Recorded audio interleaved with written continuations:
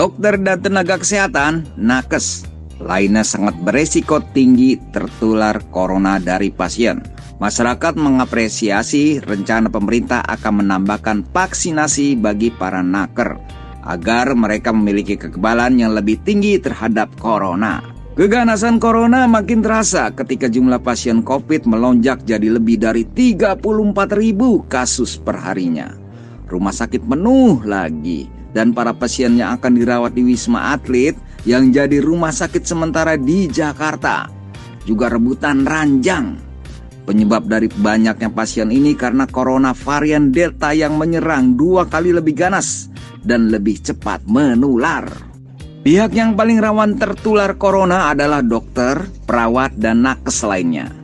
Meski sudah disuntik vaksin, tetapi mereka juga beresiko kena corona walau gejalanya ringan.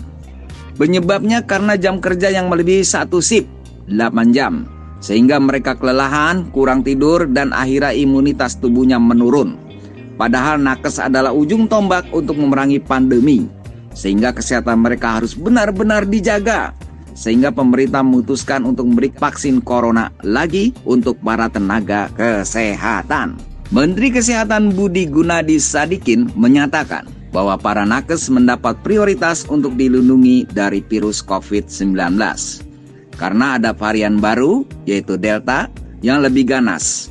Sedangkan injeksi ketiga ini akan menggunakan vaksin buatan Moderna. Penggunaan ini dilakukan setelah berkonsultasi dengan Itagi dan BPOM.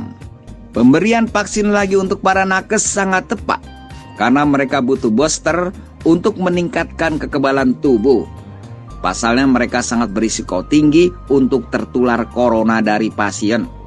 Karena rumah sakit selalu penuh. Walau sudah pakai APD, tetapi ketika daya tahan tubuhnya lemah, setelah menolong banyak pasien tetap bisa kena resiko tertular virus COVID-19. Para nakes mendapatkan prioritas karena jika mereka sakit dan tidak bisa masuk kerja, bagaimana nasib para pasien? Oleh karena itu, dokter, perawat, dan nakes lainnya disuntik vaksin lagi agar tubuhnya lebih kuat dari serangan virus COVID-19. Pemberian vaksin sampai 3 kali bukan pilih kasih, melainkan cara untuk melindungi mereka yang kerjanya beresiko sangat tinggi dan sekaligus untuk sebuah penghormatan pada kinerja mereka yang rela mempertaruhkan nyawa saat menolong pasien corona. Vaksin Moderna dipilih oleh pemerintah karena memiliki efikasi sebesar 94,1%.